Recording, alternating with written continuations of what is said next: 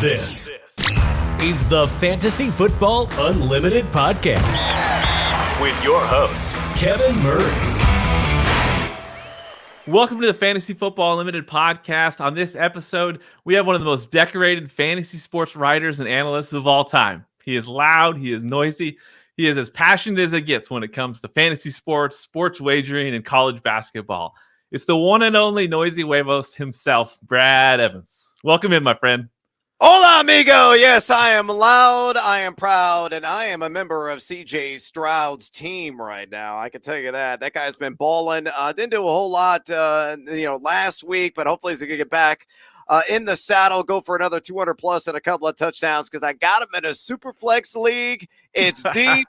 And daddy needs him to have 18 to 20 and maybe a few zeros added onto it fantasy points.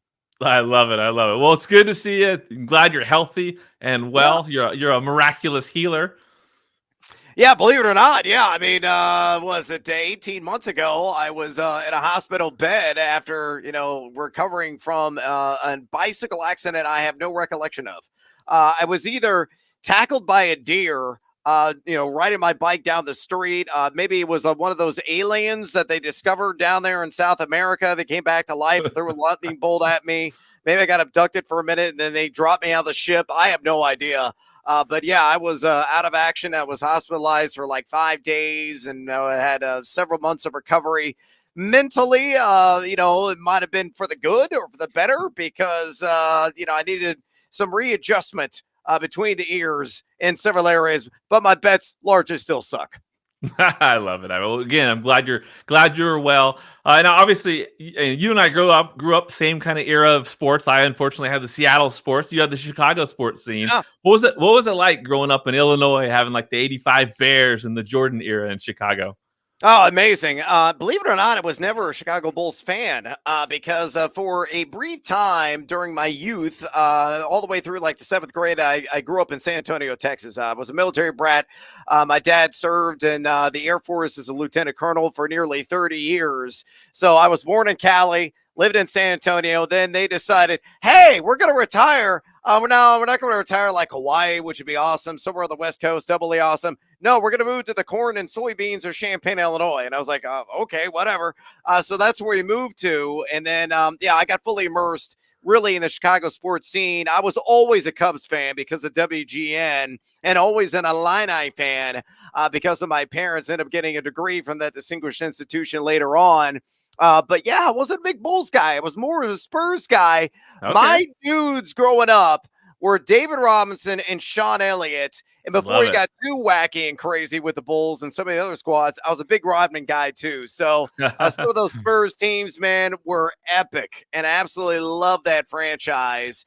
And they got Webby now, so maybe I got to get back aboard the bandwagon. They could be actually a team to watch, unlike the unbearable team they were last year. That's awesome. No, I can remember growing up. I'm a huge college basketball fan as a kid. So Sean Elliott with Arizona, I mean, he was incredible, and love to see him have success in San Antonio. So, when did you arrive in Chicago, in the Chicago area, or in Illinois? Well, I'm 2 hours south of Chicago. Again, it's corn, it's soybeans, it's swine. I mean, that's what it is. You step out the front door, and you're like, oh, I smell the pigs today. The wind's out of the south. You know exactly where it's coming from. I was 7th grade, approximately in the early 90s, about 93, 94.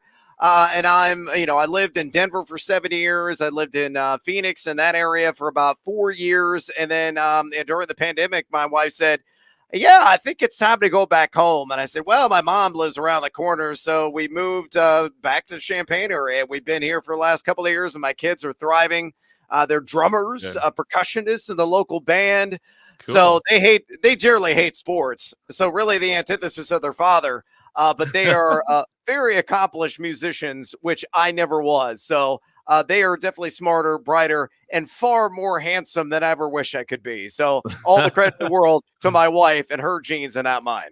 I love it. Now, once upon a time, you were a teacher, right? Teaching history, government, meteorology, and naturally, of course, that led to writing for a fantasy website called thetalentedmrroto.com, right? Where did your story begin? From where you discovered fantasy sports to when the fantasy sports industry discovered you? Yeah, it's kind of crazy. It's one of those weird and wacky stories that occurred. I was an educator, alternative schools where I taught at the Ready program in Champaign, Illinois. So if you don't know what alternative high schools are, kids that can't really cut it, could be a behavioral issue. They could be in the system. They could just be a bad fit and they want to change from whatever their main high school was or is. They would come to me. And I taught history there. I taught in a rudimentary weather class. I taught health, believe it or not. I taught a number of subjects. I got a master's degree in geoscience from Mississippi State University. My undergrad work at Illinois was history and secondary education. So that job really prepared me for what eventually propelled me in the writing industry and how I broke in. I was during a prep period at Ready. I had everything prepped for lessons the next day, and I'm like, I want to see what's going on in the fantasy baseball news world because it was like in March during spring training, and I had a fantasy baseball draft coming. And then the talented Mr. Roto, well, you might have heard of him, Matthew Berry, was a columnist for Roto World, and he had written a piece. And at the very end of it, I didn't read all of Berry's words because they were very lengthy. He said, Yahoo group site, come join me. I have no idea what Yahoo Groups does. It's basically like Reddit before Reddit. And I joined it. I started posting a bunch of stuff on the message boards. And Barry noticed me and said, hey, it looks like you can write. I said, can I write? That's all I did in college. I drank a lot and I wrote paper after paper after paper as a history major. And, I love fantasy baseball, fantasy football, fantasy everything. Goes, hey, I'm starting this website called talentedmrroto.com. Do you want to come write for me? And I said, sure. Continue to teach, obviously, because that wasn't a full-time gig, and propelled that into working my way up. But that company was basically third in command, if you will, behind Pierre Becquet, who was in a longtime editor at ESPN, and Matthew, of course, and parlayed that into the Yahoo gig, and the rest is history, they say. So I was at Yahoo for 13 years. I kind of bounced around ever since, but just thrilled to still be in the industry and then still got my head above water. I love it. Now, I remember when you popped onto my computer screen for the first time back in the day doing those player profiles with Brandon Funston and Andy Behrens, and that was good memories. What was it like for you to play such an integral role in the growth of fantasy sports? Oh man, unbelievable. Right place, right time.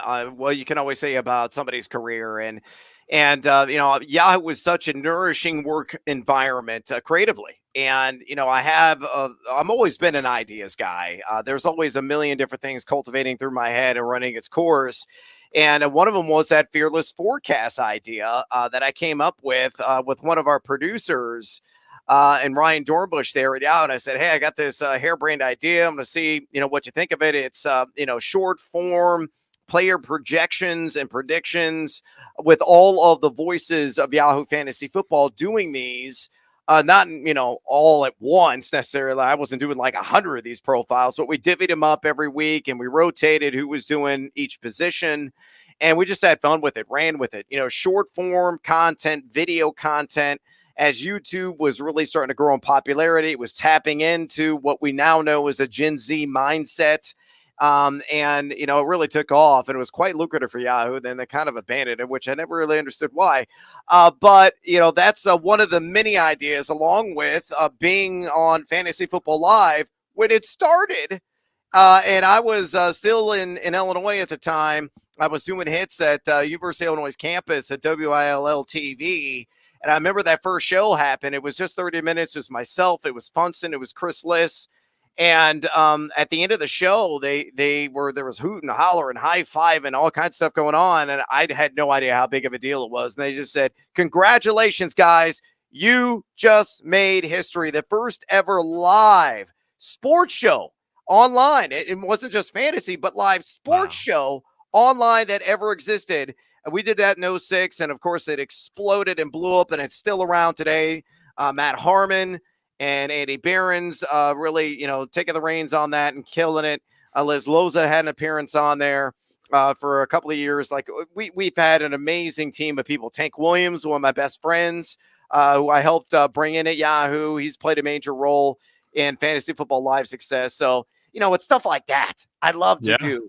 And I still think there's some more groundbreaking opportunities, more so in the sports betting space now than in the fantasy football space. But fantasy football is alive, well, and still kicking ass.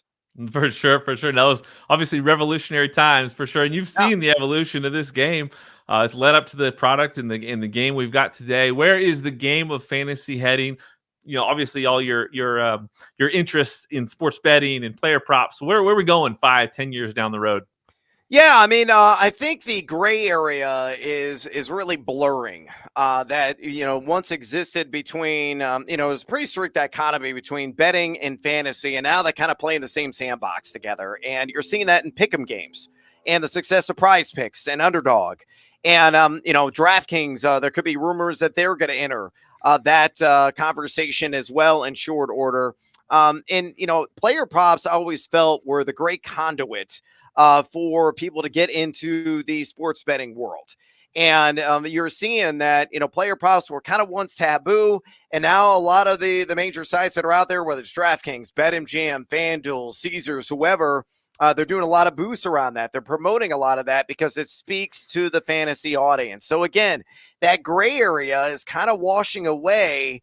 And you're seeing that fantasy football and sports betting are more brother and sister right now instead of distant cousins.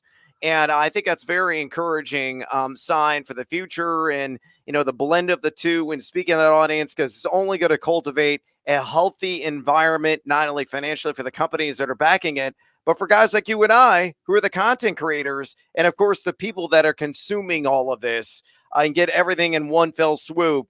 In your content, arrays that are becoming more and more available. So that really excites me how fantasy and betting are kind of, coming close to joining at the hip.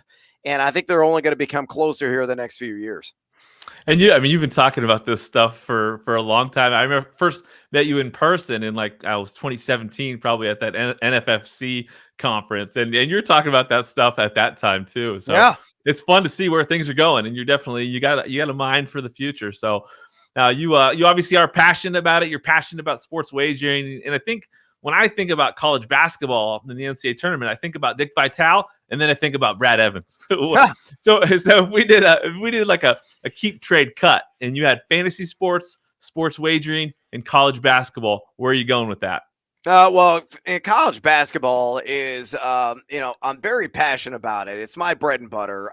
Again, growing up in a university town and a university town that had a very good college basketball history and a number of teams that were excellent, that I attended games as a kid, quite impactful, quite influential on me as a writer, as a sports spectator, as somebody who consumed just sports products in general. So college basketball, who is really who I am at the core and still remains so today. And it's very flattering for you to say, Slam Boom Jam! You think of, Dick Vitale and you think of Brad Evans. I mean, there's so many great voices in the space. I've been working with a field of 68 guys, very close friends here, Jeff Goodman, Rob Doster, John Fanta. They're killing it.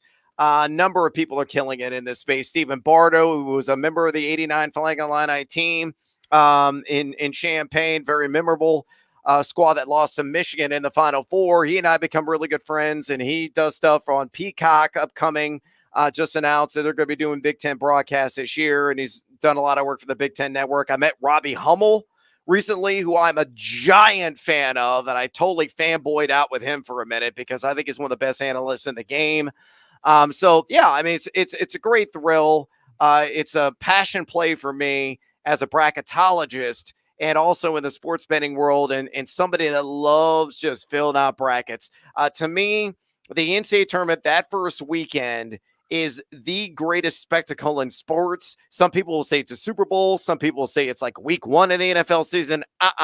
In my world, it is week one of that college basketball tournament, and in the opening 4 days of action, I can't sleep the night before, and I get up and I'm just giddy from start to finish, and it's like basketball wall to wall, like 9 in the morning if you're out west, all the way to 10 o'clock at night, and I've been covering it in Vegas, and there was nothing more bananas than the first weekend of the NCAA tournament in Sin City. If you haven't done it, put it on your bucket list. I love it. Yeah, I mean, you're guaranteed miracle finishes, and it's just, it is a special time of year for sure. Now let's talk about the fantasy sports community. Yeah. You've obviously been around quite some time. You've experienced a lot of things when it comes to connecting with industry colleagues and fantasy sports enthusiasts at the events like the NFC, um, fantasy, the FSGA conferences, the Fantasy Football Expo, and the Kings Classic. What's that Yeah. been like for you, connecting with people over the years? Well, I'm a people person, and I love meeting new people and enjoying the conversations, and how they're innovating in the space, how they're growing the space, how invested they are mentally and physically in the space. It has always captivated my attention, and it's something I love freewheeling just ideas with them and bouncing things off. It's a very creative community, very nourishing community, supportive community. It's really galvanized over the years, and it's special. And what I love about it too is that it's becoming more diverse. And back in the day, it was just like dudes like me, white guys, their early 20s and 30s and 40s. And now we have people from all different kinds of backgrounds, and the female demo especially is skyrocketing right now. I think it was something like when I got in the business, around 10 to 15% of the fantasy football players tracked by the FSGA were female, and now it's over 30%, and that number is growing. So it's really exciting to see the diversity that is entering into the hobby. And again, the bright minds that I meet every single one of these events and propelling things forward is another area of excitement for me. So way to go, fantasy. Way to get it I done. love it. I love it. Well, it's always a highlight for me to catch up with you, and I love those conversations we have. We've even got some weather reporting from Brad Evans and analysis at the expo this last year. Yeah, look, man. Hey, I got a meteorology degree. I got to use it sometime, and I get to geek out from time to time during the NFL season, especially in those cold weather months. And the snow is blowing through the air, and the winds are howling out of the north, especially in Cleveland. And you're like, oh, do I take the over under? Do I start or bench Deshaun Watson in this game? Those are the moments that I live for, and especially with like radar imagery in real time. If you remember, like on Fantasy Football Live, I'd break that out and major weather matchups and break it all down for the viewers out there to not overrate or not underrate certain weather events that were going on. So yeah, that's always a thrill when I get those opportunities. I love it. I love it. And speaking of fantasy sports, the foundation to me is that league experience. What makes a great fantasy football league for you? Well, I've got one. It's called the Red Grange League. Red Grange paying homage to the legend at the University of Illinois, of course, the Chicago Bear.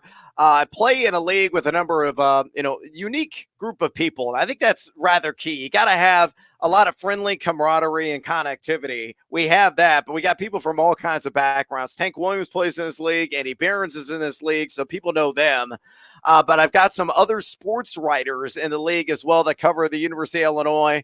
Derek Piper, Jeremy Werner, they work for 247, do excellent work there. Then I got just like average dudes in the league as well. One of my best friends growing up as a kid, and his name is Mason Dively, and a number of other guys in the league that I've known for years. So it's a really good mixture of people from various backgrounds. There's a lot of imbibing. There's a lot of smack talk. It is a salary cap / auction draft, which is fantastic. It's the only way to really draft, in my opinion, the only fair way to do it. So yeah, I mean, we as long as you keep the energy levels up, you got a good auctioneer, and I play auctioneer, drafter, and I run the spreadsheet all at the same time. And I work in my little quips here and there and jabs that are somewhat too personal for some people in certain instances. But we all have a chuckle. We all have a fine beverage in hand, and we have good drafting. So when you can do that in person and not behind a screen, it makes it even better, 10 times better. So that's what makes a good fantasy football league is conversation, communication, and drafting in person. And, really galvanizing all that together. That's the la creme in my opinion. I love it. Now, yeah, the Kings Classic, that auction draft, I could tell that was definitely your element with Corey Parson doing the job. He crushed it, by the way. Oh, Corey was an amazing auctioneer. Absolutely, delivered on every front, kept things flowing, nice speed, got some jabs in here and there. That's what makes a good auctioneer. Now, I had the pleasure of sitting next to Jeff Mans in that draft. And, Mans and I did radio back to back for a couple of years on Sirius XM. We're sheepish fellows, you could say, not exactly, high energy guys. And we were just laughing and cracking jokes the entire time while we were drafting. I just don't take it too seriously. There are some people out there, it's like life or death with their fantasy games. And people tend to overrate the drafts as well. I mean, think about how the course of this year has gone. With Justin Jefferson laying on IL, Nick Chubb done for the year. Like all these major stars are falling by the wayside. And you can say, oh, man, you came out of a championship. I got a loaded roster top to bottom. And then the injury amp always lurking, snacks on an appendage, and it changes the entire story of the season. So it's all about shifting. It's all about pivoting and dealing with things in real time. But the draft is still a ton of fun. And the Kings Classic, one of the great events. Bob Lung has done a tremendous job organizing and growing that event every single year. I'm so proud of what he has done. Yeah, no, it's a must see a must go to when it comes to the fantasy community, getting out to Canton in August to go to the expo and witness that Kings Classic draft. It's a ton of fun. How about last place punishments? Are there something that you love to do, or something you've seen that that stands out to you when you think about last place punishments? Yeah, I mean, there's a number of different things that you've seen. People having to wear like a billboard on a busy street corner saying I suck at fantasy football. Honestly, what I would like to do, and I'm applying this on the show, but not for fantasy. We have a guy that works on our team behind the scenes on Live and Line. His name is Colby. Colby's a young guy, man after my own heart, high energy. I mean, he is a definition of that. And he loves to bet pretty much on everything. He's got a disgusting mustache. It's glorious, but disgusting, Colby. Just admit it. And so I told him, I got this idea for you to come up with. I want you to be a picker of the group of 5 teams that are out there in college football. So not the power conferences, kind of the afterthoughts. And you're taking a team every single week. And your goal is to be up at least 6 units by the end of the year. He goes, all right, game. What's the punishment if I don't get it?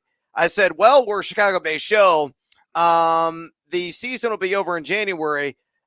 Bro, you got to go dip in Lake Michigan in the middle of January if it doesn't work out for you. And he goes, all right. I have done a polar plunge before.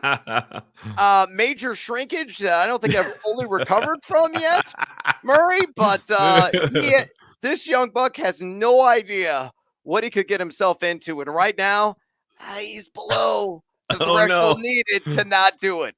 All right. So the polar plunge, that's a good one, huh?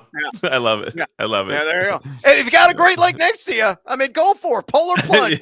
Last place punishment in your fantasy league. I love it. When it comes to the actual game, obviously 2023 is off to a wild start. You've mentioned a little bit about the injuries and craziness that's going on. What's your impressions thus far? Well, I tell you what, and maybe I say this every single year, but I think the wrath of the injury imp is stronger than I've ever seen it. And, nobody is absolved of potentially getting bitten by the injury imp, and they're not immune to it. And you're seeing guys just fall left and right that are major names, that are difference-making names. And, we're only 5 weeks in. Sometimes you get these catastrophic injuries that occur. And, maybe one happens in week 2, then you get another one like week 5, 6. No, it's like every single week, somebody major is going down, and that is shifting the momentum of all the leagues. So I don't know. I haven't done a study. I haven't read any columns, and maybe I've done studies on this, but it seems like it is more at the forefront this season than I've ever seen before. So it's a roller coaster ride of emotions, as it always is. I think it's been accentuated based on, those fallen by the wayside. But, again, you got to draft for depth. And I think, I just X'd this, or I Z'd it or tweeted it. I don't even know what the hell we're calling it anymore. The other day, based on the Justin Jefferson news, it just speaks to stars and scrubs is never the approach that I would ever take in a salary cap / auction draft. You have to draft for depth. Period. In a story. I mean, you could try to handcuff but many times those handcuffs never work out, and you're burdening yourself in your roster with the lack of flexibility as a result. But man, drafting for depth is even more paramount this year than I've ever seen. For sure, yeah. I mean, I think that adaptation is the key, right? You gotta have depth, and you got to know how to adapt. And obviously, Yeah, like waiver wire, fab budget management. I mean, these are the kind of things that I feel like should have more emphasis in content creation these days I because agree. adaptation is huge, and how you manage your fab or proactive moves that you make, in advance of the weekend, so that you don't have to spend fab the following week are all things that I think people should be focusing on, because this is a perfect year as an example of how crazy things can get. So Yeah, I totally agree with you on that. Just put a cherry on top of the Sunday. I mean, think about the Jerome Ford stuff that went down.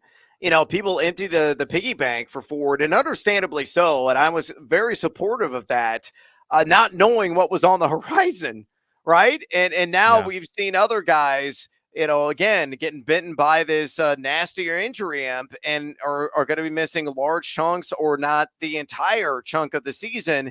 And oftentimes in like 10, 12, even some 14 team leagues, those next men up are available, and you may not have fab cash to spend. So, yeah, you got to be judicious at times, but you also got to be like a snake in the grass and strike hard and strike fast if something makes Yeah. sense Yeah. in terms of somebody getting instant volume in a good situation, and it could really reap the benefit. Then you got to go after him immediately, but you never know what's coming down the road. I love it. So name a quarterback that has surprised you thus far, and one that you expect to have a strong remainder of the season. Yeah, one quarterback that's really surprised me because of how bad he has sucked for fantasy purposes, honestly, is Dak Prescott. Dak right now outside the top 20 in total fantasy points scored. And what's really interesting is you look at the advanced analytics, and they're really not that bad. The service numbers are unappealing. He's only got 120 fantasy point performance. It depends upon what scoring you have in your league. Some leagues he hasn't even hit that mark yet. But he is still top 12 in like 5 different completion percentage categories. So better days should be ahead for him as the schedule begins to open up, including this week, going against the Chargers, who have allowed the most fantasy points to quarterbacks.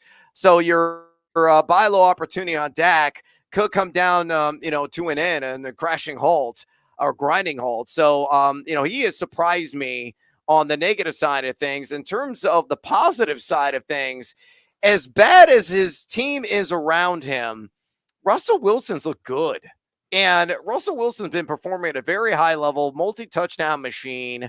We're taping this on a Thursday night before the Chiefs game, and he could, come out smell like a rose in garbage time in that contest. But that's a guy that I thought was cooked.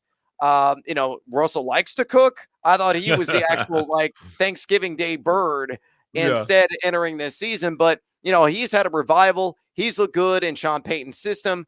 Though Vance Joseph needs to spruce up the resume because he's about to get bleep canned instantaneously with how bad the Broncos are. See the Miami game, giving up the 70 points. They are just a laughing stock defensively. But those are two names that immediately come to mind. And I also should mention, too, C.J. Stroud, as I said at the top of the podcast. Loud, proud, members of Team Stroud. He has been quite the revelation. Had the accuracy reputation coming out of the Ohio State. I have to say the every time I Yeah. mention Ohio State, otherwise they're going to sue me into oblivion. But you look at the Ohio State Buckeye, a former one. He's been outstanding for the most part this year, and it goes to show that a lot of people are like fearing the unknown. Never draft a rookie quarterback. Don't draft a rookie tight end. Don't overspend on a rookie running back. Look at Bijan Robinson. Probably should overspend on him. That notion is get wadded up and thrown out the window because it's all about situation. It's all about skill set, and it's all about coaching. And C.J. Stroud is benefiting from all the above and exceeding all of our wildest expectations. Yeah, he's in the right spot, it seems, for sure. How about a couple of running backs? A running back that surprised you, and somebody that you expect to have a strong finish.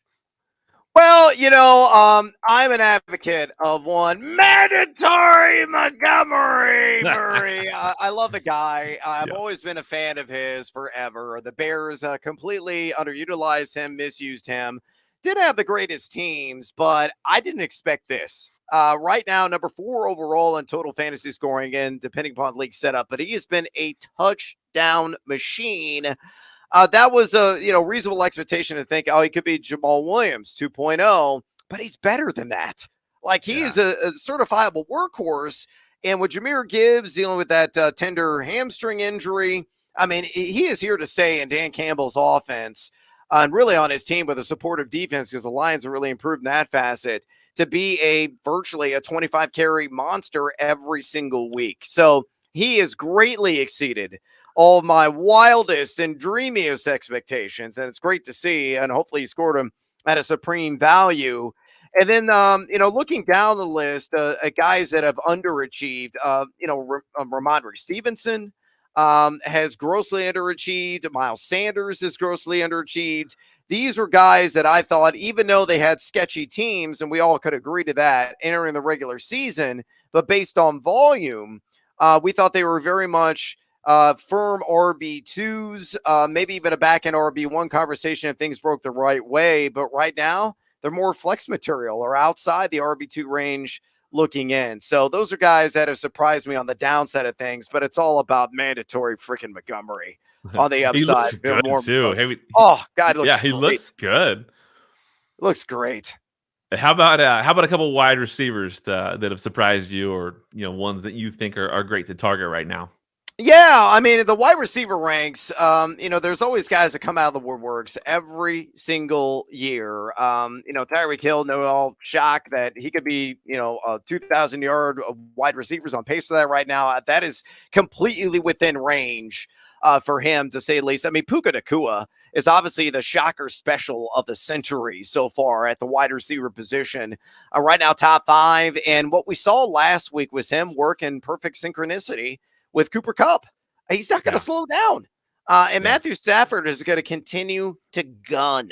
So if you bought Puka maybe kind of on a bearish market because somebody was trying to sell high, maybe took a slight discount as a result, knowing that Kupp was going to be back, congratulations. You're still going to have a wide receiver 1 the rest of the season. Kupp and him can operate and produce as such, I think, the remainder of the year. And then meanwhile, you look down the ladder at guys that are really underachieving right now. Amari Cooper, because of Deshaun Watson's injury struggles right now, wide receiver 42. I think Drake London, a lot of people have taken a step back and said, I paid what for him on draft day, thinking he was going to be what? He was going to be a high-end wide receiver 2, and right now you look at London, more of a wide receiver 4 / back-end wide receiver 3 in 12-team leagues. Why? Because Arthur Smith doesn't give a damn. He's going to run the ball early and often. He doesn't care about your fantasy team, and as a result, the volume just hasn't been there, and Desmond Ridder is subpar at best. So those are some guys that are kind of immediately jumping off the page to me, and I will also give Jeff Manns all the props in the world. During the Kings Classic draft, I was sitting next to him, and I think I heard him murmur multiple times, "Don't take Dobbs. Don't take Dobbs. Please don't steal Dobbs from me. I love Romeo Dobbs. I want to make out with Romeo Dobbs. Oh, I'm imagining Romeo Dobbs without a shirt on right now." Like he was in love with Romeo Dobbs, and he backed it up, went the extra dollar, drafted him, and he's for the most part has been a through and through high-end wide receiver 3, though he had a crashing back to earth moment in the last game, much as the Packers offense as a whole there in Vegas. Yeah. How about tight end? Who surprised you, and who do you like going forward? Well, tight end's a mess, and tight end sucks. It really does. Every single year we say, "Hey, this is the year tight end is going to be a trustworthy position outside of Travis Kelce," and then you wake up because you've been knocked the hell out by the remaining tight end, forces that haven't really fired on all cylinders. Sam Laporta has been incredible, and again, it speaks to that. Take some of these supposed axioms of fantasy, wad them up, and throw them out the window. Throw them in the nearest trash dispenser. People always say, "Oh, well, rookie tight end, you can never, trust him. Don't waste your fantasy draft pick." Number 1 right now is Sam Laporta at the position in total fantasy points accumulated. What does Iowa do? They crank out a lot of corn, a lot of beans, a lot of pigs, a lot of cows, and a lot of really productive tight ends. For sure. I mean, the list goes on with Noah Fant, George Kittle, Dallas Clark back in the day. I mean, there are other guys that I'm forgetting that played pivotal roles at the tight end position, and Sam Laporta is just the latest coming out of that system and is delivering, across all spectrums in fantasy. So to me, he has been a major surprise in my mind. Credit to Andy Behrens, who tried to call up, but I threw him out again in the auction portion of the Kings Classic, and Behrens didn't go the extra $1. Weak sauce, Behrens, your boy from Iowa. You didn't pay up for him. You should have. And then Kyle Pitts killing me, much like Drake London. Yeah. Again, it's just a product of Arthur Smith's conservative system. Like many people, all of us are expecting a bounce back year after the down year that he had. But guess what? It's continuing its ugly course. Here we are. Yeah, exciting times for sure. Obviously, plenty of season left ahead of us. Let's dive into some rapid fire questions. How about that? Yeah, do it. Is there a better breakfast than huevos rancheros? I'll be honest with you. This is not rapid fire. I hate eggs. I hate eggs. I do. I like huevos and in that line of thinking, but in terms of putting actual eggs, scrambled, sunny side, it doesn't matter. I love it. I don't want it. That's great. It's great. Are you taking an over on the over under if it's 2.5 years? When are you finally going to come out to Seattle to visit your BFF, Senior Fun Buns? Oh my God. It's got to be under. I got to come to Seattle. Look, I like seafood. I like the scent of Funston, and I like sharing a bed with him. So, yeah, there's an excuse for me to come out to Seattle. There you go. 2.5. I'll let Brandon know. Under. There you go. Name a person in the industry that you'd want to watch a game with just to hear their insight and perspective on the game. Oh, wow. Mike Clay is way up there. He's a great friend. I've known him for a number of years. I've never had the honor of sitting next to him and consuming a football game, but he's extraordinarily cerebral. And I would like to hear the smart things that come out of his mouth because it would make me a smarter person. So yeah, maybe with a tequila in hand on a Thursday night, especially if I'm consuming any kind of Broncos football, or Bears for that matter, I'm a Bears fan. It would be Mike Clay. I would like to sit and just absorb the knowledge from. Good answer. Name 2 people that you love to tailgate with before a game. Oh, 2 people I would love to tailgate with before a game. Clark, the Chicago Cubs mascot, because he doesn't wear pants. That's the only reason why. And I got a feeling he likes to party. I really do. And number 2, being an ardent Chicago Bears fan, I would probably say Brian Urlacher, but I got one even better. It's got to be Fitzmagic. For crying out loud, I have his face right here above me in the backdrop. Ryan Fitzpatrick. He went to Harvard. I guarantee he knows how to party. He works with some of my friends there at Amazon, who I work with, Carissa Thompson, way back in the day at Yahoo. I know he's a good dude, and I would just love to sit there and hear stories. I love it. What's your go-to tequila? Well, right now, if the budget swells and I'm feeling like, all right, I'm going to go out and slap the wallet and plunk down a large chunk of change, it's always Clase Azul. Now, my local liquor store has gotten a nice shipment of Casa Noble Añejo, and it's a really good price tequila. Here in Illinois, I pay around $55 for it. So mid-range, Clase Azul's got running about $200 for a full bottle. The elegant white bottle with the blue labeling and paint designs that are on it. I mean, that's exquisite. That's holiday season type of stuff if you want to splurge. But if you want a good mid-range tequila, just pour it neat and you sip on while you're watching the Broncos get throttled by the Chiefs. 100% Casa Noble Añejo. Don't go Blanco. Don't go Reposado. Go Añejo. It's aged longer, and it's got those vanilla and caramel finishes that, Daddy likes. I love it. Now you know your tequila. What's tequila made from? What plant? Agave. There you go. What Mexican state contains the town that tequila is named after? Jalisco. Is it? Oh, there you go. So this is too easy for you. Can you guarantee the color of tequila based on its color? Oh, that I may not know the answer on. I'm gonna say no. I think that's the Yes. right answer. Yeah, I think that's the right answer. Oh, What okay. uh what is the second most popular tequila cocktail after a margarita? Paloma. Is it? Well, oh yeah, I was gonna say, is it the tequila sunrise? Is it the Paloma? Is it a tequila old fashioned? Or is it whatever Brad Evans decides to serve? Oh well, it's D. It's whatever Brad Evans decides to serve. But I'm gonna guess it's a Paloma. I did see recently at a very upscale restaurant. I was in Vegas. I saw you two at the Sphere, an amazing show. I highly recommend it to all the fans that are out there. Even if you're not a fan, if you're in a visualization, pop a gummy and thank me later. But I will say this: I saw a tequila old fashioned on the menu at the Yard House at the Venetian. Almost ordered it, didn't order it, and now regret I didn't order it because I want to try it. Next time, FSGA 2024. Yeah, I'm in. Game. There you go. There you go. It is Paloma. That is the correct answer. But I Alright. say that whatever Brad Evans decides to serve is the right answer. Yeah, How many types of tequila are there? Oh, thousands. Technically, I believe. Are you talking about brands or are you talking about Sorry. Types of like the like types Blanco, like Reposado, Yep. Añejo, Extra Añejo? Yeah. There's probably like a fifth out there that I don't even understand or realize how it exists, but it may cost like $3,000 a bottle. So over under 5.5, I'll take the under. I say 5. 5 is the number. The fifth one, I believe, is Oro. Oh, interesting. There you go.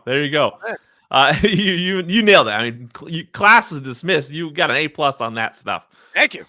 Name a few people that have had just a massive impact on you during your journey within the fantasy sports industry. Well, obviously, Matthew Berry, I wouldn't be here without him. Getting my foot in the door back in the day on talentedmrroto.com. Thankful for his influence. Brandon Funston, one of my best friends in the industry. A man, he will tell a different story.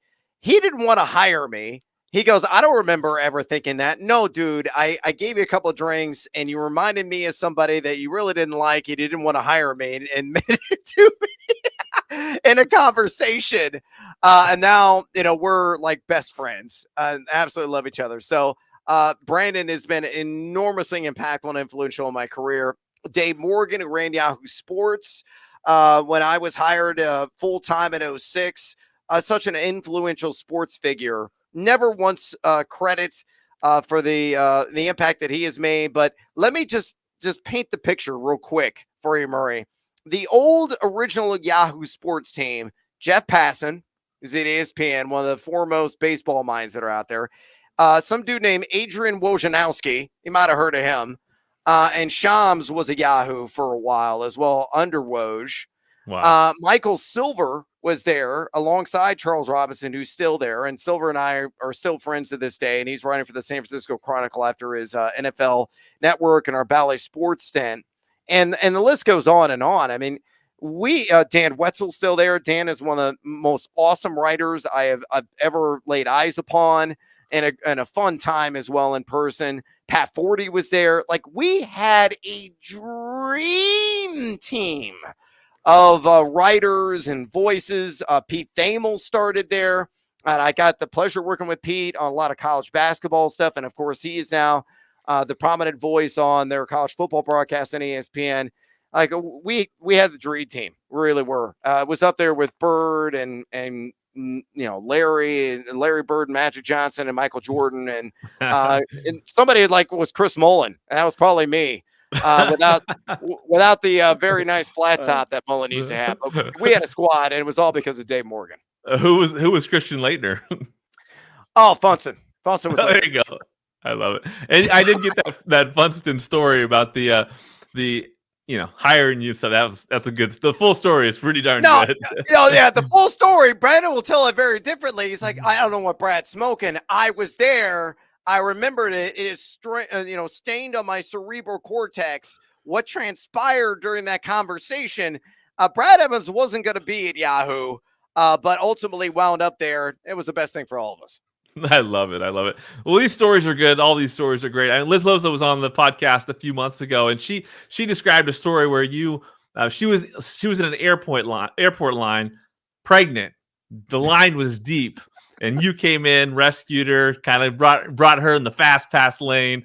It's just a testament to the great character that you have, looking out for people. So, cool to see that kind of stuff for sure. Well, I always try to help out a lady, and Loza is a great friend. And I had perks. I was willing to share them. Loza, was pregnant or not, she was going to get in because she knew who I was. I love it.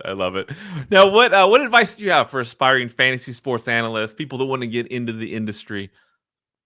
Yeah, I mean, first and foremost, you got to be versatile. And, you can't be myopic in the sports that you cover. So for me, I cover the NFL, I cover college basketball, I cover a little bit of Major League Baseball. And I've always done that. I took some time off from the MLB fantasy stuff for a while and Contra and the other two, but I'm kind of back in it with sports betting. But to make you, a versatile voice in whatever sports you cover and across spectrums and mediums, whether it's, still the written word, which I still feel is very important, though it is seemingly dying in some decision makers' minds in media, but behind a mic, in front of the camera, on social media, all these things you have got to be adept at in this day and age to be successful, again, across myriad sports. Don't limit yourself just to football. You'll be much more attractive to people in, the hiring stretch of things if you can cover more than one sport and can do so across those various mediums I laid out. Great advice for sure, Brad. Well, is there anything we haven't covered before we close things out here today? No, I have too many tickets open tonight for Broncos and Chiefs. All I need is this. You're going to love this, Murray. The two names that nobody remotely cares about are the two names I care about most in this game tonight. One is Justin Watson, who very quietly is having one hell of a season in limited sample size. Yeah. I got to have an over on longest catch of 15.5 yards. I'm heavily invested in that, which he's one of the league leaders in yards per catch. In fact, he's number 2 in the league in that category. Number 1 in the category, Marvin Mims of Denver on the other side of the ball. And yes, I have an over on 17.5 receiving yards for him. So again, two names you don't remotely care about. I care about most. Justin Watson, Marvin Mims, get it done tonight in KC. I love it. All right, tell the listeners where they can find you, what you're up to these days, and sign off from there. Yeah, besides panhandling on the local street corner here in the Champaign, Illinois, greater metro area, you can find me on Live Line Monday through Friday. Is a show that I created, a show that I EP and co-star on with my awesome co-hosts, Cameron Smith and Danny Kleppinger. You can watch us on the Bally Sports RSNs or on Stadium. You can also stream the show, watchstadium.com/live. Again, Monday through Friday, starting at noon Eastern time. It's all sports betting all the time, but we do a lot of player props, which speaks also, as we laid out, to a fantasy football audience. I also have the Fade 5 podcast I do with my esteemed colleague and Nathaniel Lundy. We air 3 episodes per week, wherever you download to get your podcast. And we stream video if you want to see our hideous faces, animated picture and sound on YouTube on the Fade the Noise channel. And then I'm writing stuff because I don't have a proper platform for it right now, but I'm trying to, stay sharp in that department and posting my thoughts weekly on the X or the Twitter at Noisy Huevos, and follow me on Instagram, posting a lot of content there at Team Huevos. So whether or not I'm collecting a check, I'm keeping busy, Murray, and we'll see where the path takes me here in the future. And college basketball season, I'm getting the itch, is right around the corner. It's coming. Well, thank you so much for joining me. I cannot wait to see what's next for you, my friend. All right, my friend. I appreciate the time as well. And go Marvin Stinkin' Mims and Justin Watson. Don't suck tonight. I love it. All right, see you, Brad. All right, thanks, Kev. Thank you for listening to the Fantasy Football Unlimited podcast. Until next time, be sure to follow and subscribe to all of FFU's social media accounts for